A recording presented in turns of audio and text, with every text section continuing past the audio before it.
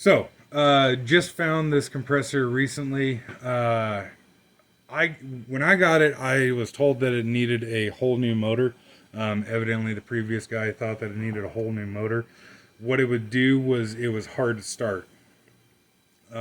Not like a dead capacitor where it doesn't turn at all and just sits there and makes noise. It would try to turn a little bit, but it just didn't quite have enough ass to get up and going. So pulled the motor off, took it to a local electric motor repair shop, and for I think it was $55. They worked their magic with the start switch, and now it starts just fine. Which is really cool because this older American-made stuff is a lot easier to repair and was just built better and everything. It's unfortunate that the electric, well, I say unfortunate, if the motor hadn't acted up, then I wouldn't have had the chance to buy it. So I guess I'm happy about that. But it's strange, anyways, that the motor had a problem with it because looking at the rest of the compressor doesn't seem to have much use on it. It looks like it's been bouncing around the back of somebody's pickup, and there's like paint worn off there, and there's like paint dripped on the top of it and what have you in a couple spots. But if you look at like the groove in the pulley or the flywheel for the compressor pump, it doesn't even have the paint taken off it, so it can't have that many hours on it. But yeah, I've been looking for something like this for a while now, and was just lucky enough to stumble upon this one. I want to get this mounted on my work truck and have two compressors on there: the engine drive compressor, and then this one that I can run off of the Trailblazer. And it's just kind of happy coincidence that this one is a Quincy, just like my other one. My other one is a truck mount Quincy QP 7.5 with a Honda engine on it. And just neat that this one is also a Quincy. The other thing that's really cool about this one is that it's old enough, not like it's 50 years old or whatever, but it's old enough that a lot of the shit on here is made in the U.S. Quincy still makes shit in the U.S. Well, on their bigger compressors anyways. Their smaller ones seem to be Chinese now, but their bigger compressors definitely seem to have more American-made stuff on them than some other companies out there. But even like the pressure switch, this here is a square D pressure switch, and seems like the modern ones are made in Mexico or China now. That one actually says made in U.S. on it. Motor says made in U.S. The capacitors say made in U.S. because I checked the capacitors on this. Yeah. Anyways, happy about this thing. Don't need to ramble on too much about it. You can see I got a rag stuffed in here. Unfortunately, the breather was broken off the top of it, and a bunch of shit had fallen down in here. So I took this cover off, and I don't have a gasket at the moment, so I just siliconed it on. But I'll call, not Quincy actually, there's a local compressor, I don't know, repair house or whatever, that is a Quincy dealer and a couple other things. I'm going to have to see what I can do about the breather on this. I really fucking hate Quincy's breathers. They're stupid how they point straight up in the air, and they don't have filters on them and shit. Like, this one looked like it had some Scotch-Brite or something packed in there, but, still. I don't like these breathers. I like breathers that go up into the intake or, face down anyways, have breathers so they don't collect rainwater and shit. You look at my old Champion over here. This one is a 1969 Champion R15 pump, but the modern R15s are very, very similar. But you can see the breather on this one goes from the centrifugal unloader up into the intake, and then of course I've added this air filter housing to it. They certainly don't come like that, but I like that setup a lot better. I've got, I think it's a Champion R30, but it's a good bit bigger than that R15, whatever it is. And it's got the same breather setup on it. But anyways, I don't know. Mine's going in circles and shit because I'm retarded. All of the Quincy compressors that I personally have seen come with Solberg filters nowadays, anyways. And again, excluding the small little fucks that come with the Chinese pumps and shit on them, because, like, you know, fuck you, Quincy, for doing that shit. Like, you should only sell, you know, these cast iron American made ones and everything, and none of that Chinese shit. But anyways, all of their American made pumps come with a Solberg air filter, whether it's one of these or the like larger gray ones, you know, the little wingnet on the end of it. I have never seen one, and so far anyways, I've never seen one that's actually Teflon taped into the head. All of the ones that I've seen, they're only just barely snugged into the head with no Teflon tape, so they can, you know, suck air or dirt and shit past the filter there, which is really fucking stupid. I don't know why they do that. But yeah, so this one is really pretty slick. It's got a switch on the motor to go from 110 to 220.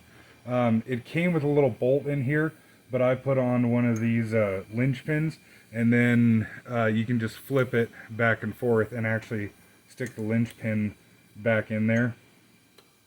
Right now I got it on 110, but like that's really cool that it's that easy to switch over.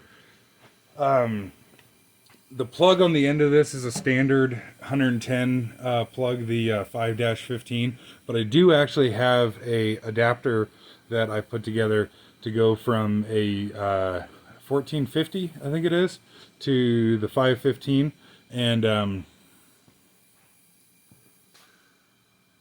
not that probably anybody's gonna care, but I think it's cool. I actually found these like new old stock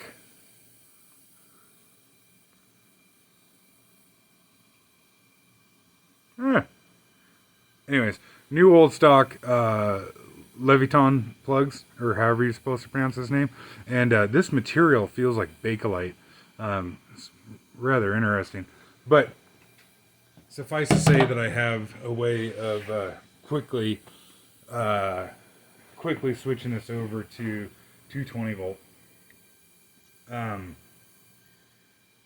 So yeah, it didn't seem like there was much wear on this thing. The compressor flywheel belt groove still has all the paint and everything in it. So as much as it kind of looks rough on the outside, it seems like it doesn't have very much use on it. It seemed like it had the original oil in it, which was unfortunate. There was quite a bit of metal in there, and there was just shit in the oil. I don't know what it was. It looked like maybe, I don't know, grease or something, or whatever the fuck was in there.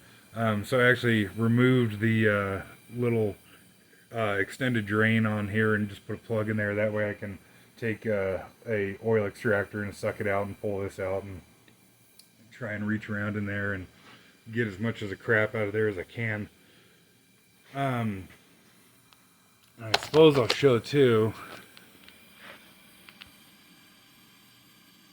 Maybe somebody is going to know what they're looking at as far as what year this thing potentially is or anything like that, but here's the different tags and shit that are on it.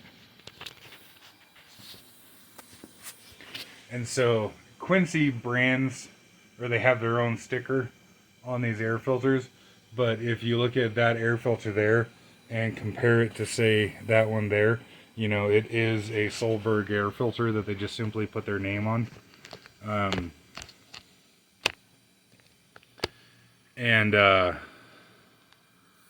Yeah, I'll talk about that other part later. But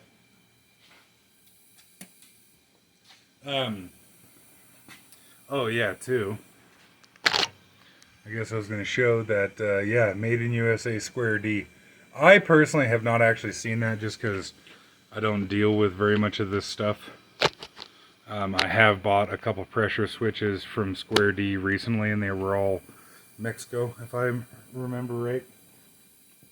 And yeah, so one thing that's really cool about this compressor is that it's got a continuous run valve on it, or a dual control, or an unloader, There's people call it by lots of different names. But what this is this little thumb wheel up here. If you screw this out, like just loosen it like that, when the compressor gets up to pressure, it'll actually just dump air out the side here, and it'll continue to run, and you know, the motor will keep running until the air pressure drops off again, and you need more air, and then it'll close this valve and allow the discharge from the compressor into the tank and keep building air again. I'm really excited about that because I am going to, like I said, mount this on my work truck and run this off of the XL power on my Trailblazer. I've tried already. This does start and run off the XL power of the Trailblazer. And and two, this is a, suppose I should show that as well too. This is a 1800 RPM motor, or 1750 or whatever they say on there. 1725, but and yeah, made in USA. And the slower speed motors seem to start a lot easier with less power than the 3600 RPM motors. But so this is cool because if say it's really cold out, I can unscrew this right here, and then the thing will run constantly to, you know, help keep some heat and everything going and all this shit, as opposed to having to try and start stop, which also can be hard on the motor. And maybe why the start switch was acting up on this thing is, you know, it's just a tiny little wheelbarrow air compressor, only 8-gallon tank. The cycle time on this is only like, I don't know, 20 seconds or something. So depending on how you're using this, it might be starting and stopping a whole shitload. But I was confused as to how this unloader worked at first. And so the pressure switch on the side over here works 100% like a normal pressure switch. The line that runs over to here is just to unload the head, as far as from the valves in here to the check valve in here. The pressure switch is 100% normal. The unloader, you just simply set to, say, 5 psi lower than when the pressure switch would kick out. In my case here, I turned the pressure switch up to about 180 psi, and I have this set to like 175. And so if you have this unscrewed, when you reach 175 psi, it'll just simply dump air out the side, and then the pressure switch thinks that it still needs to run and will still hold the contacts closed, the motor will still turn. Then when you drop down to about 150 psi, this will close again and it'll start building air again. And I'll fire that up here in a second to show you. But I guess brings up another point, that this is a single stage compressor that I've turned up to 180 psi. That of course will put more heat into the system, into everything. It'll put more stress on everything, and the volumetric efficiency will be less, because, you know, words are hard. Like this has 2 pistons, but it's still a single stage, but we can just talk about it like it had 1 piston. But the pistons are going from atmospheric pressure, which, you know, is 13 where I'm at, I don't know, 12 and a half, something like that, psi, straight to 180. Where if you had a dual stage compressor, like say the Champion that I have over there, the first piston might only take it from, you know, say 0 to 90 just for round number's sake, and then the second smaller piston will take it from 90 to 180, which will share the load, it'll share the heat, it'll be more efficient as far as volumetric efficient. But I haven't had a problem turning any of my single stage compressors up to 180. You know, maybe it cuts their life in half or whatever, but I got a little Harbor Freight compressor that now is knocking on like 3,000 hours or something, so I'm not going to lose any sleep over it. But I don't know, holy shit, rambling and going off on a tangent and all that shit. Yeah, So I've got the little Harbor Freight compressor down here that I'm just going to do for like a noise comparison, because this Quincy here is stupidly quiet, which is really quite awesome. I'm quite happy about it. Oh, and so I've been using John Deere High Guard in the compressor here for oil. I don't know, my thought process is it's a good quality hydraulic oil. Air compressors like to have a hydraulic oil and seem to work just fine. Curious what your thoughts are on that. But yeah, we'll fire this up here in just a second. Okay, so this little Harbor Freight compressor is at 0 psi. I've got a air fitting in there just to make sure that the tank is drained. And so because this is 0 psi in the tank, it will be as quiet as it gets for this little thing, which is still quite loud.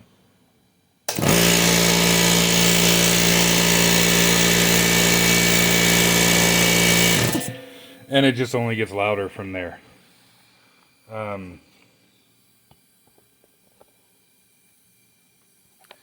This one here is also at 0 psi. And again, got an air fitting in there just to ensure that it's drained all the way. And I've got the continuous run valve open, and I will start this and let it build pressure all the way so you can see how long it takes to go from 0 to about 180. This is not the original gauge that it came with. It's an old crappy gauge, but the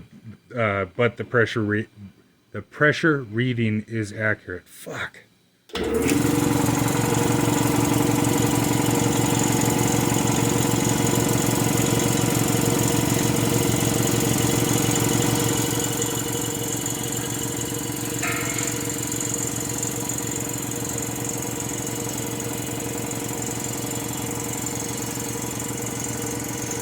And so, I mean, you can tell that is really, really, really quiet.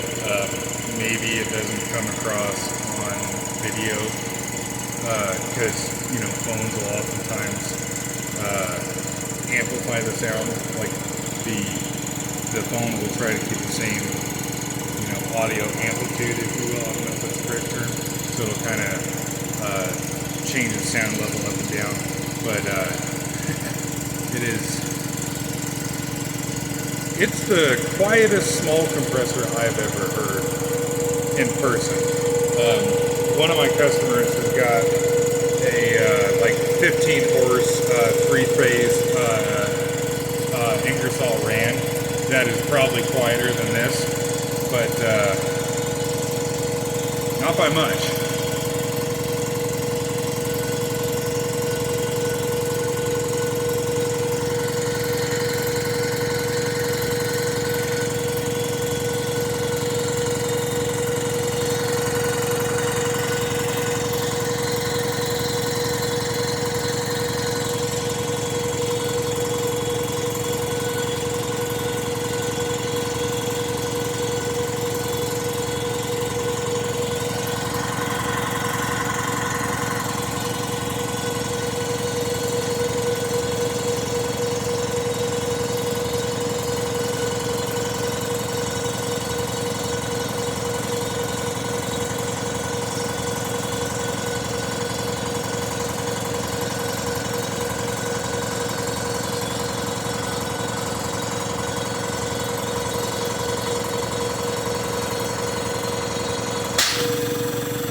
And so that's it. That's it unloaded.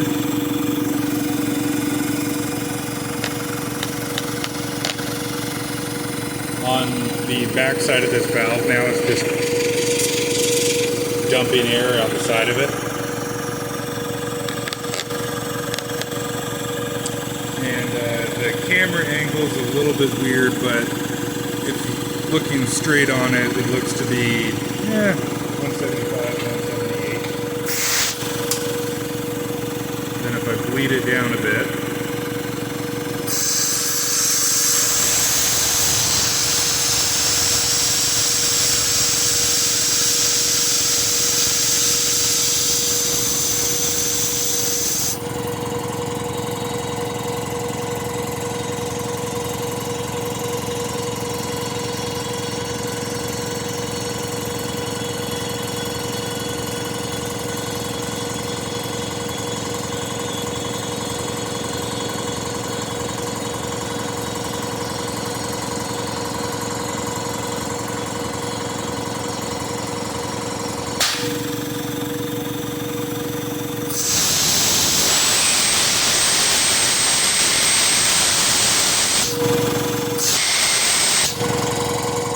So then now I'll close the unloader.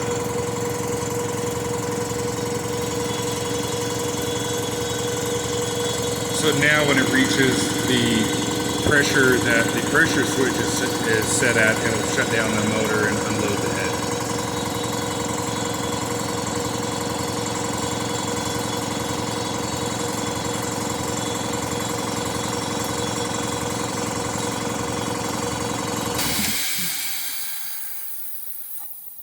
Like so. And then I'll bleed it down again.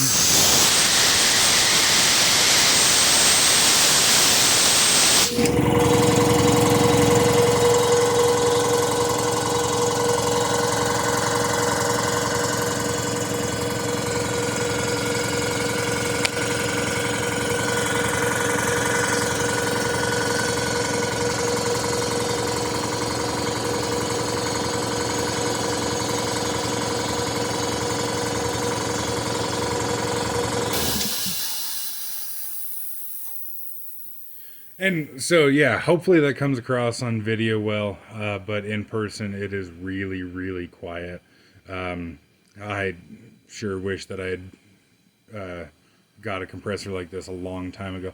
And I wish I had seen, because I had known that these unloaders for electric compressors existed so that they could run continuously, but I never realized how simple it was. It just simply dumps the air out the side before the pressure switch sees its cutout pressure. And so, you know, that could be added to any compressor, and you could have continuous run on anything, which is really nice for a couple reasons. You know, if you have something that starts and stops a lot, it'd be easier on the motor just to let it run. In the wintertime, it's nice for, you know, keep some heat going in this thing, keep the oil turning around and everything. Also, if you're running this off a generator that, like, say, just barely can start the engine, or if you run it off a generator that can just barely start the motor, then this is, you know, really nice because it only has to start the motor once. I did actually try this.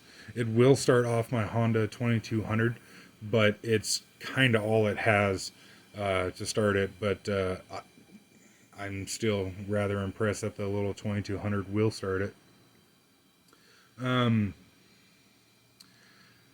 But yeah. Get some parts for this thing. I'm not going to worry about the paint on the side of the block. It's unfortunate that the paint on the side of this block just sucks. It's just peeling the fuck off. Maybe at some point I'll pull the compressor pump down and sandblast it and repaint it and everything, but for now it is just going to be like that.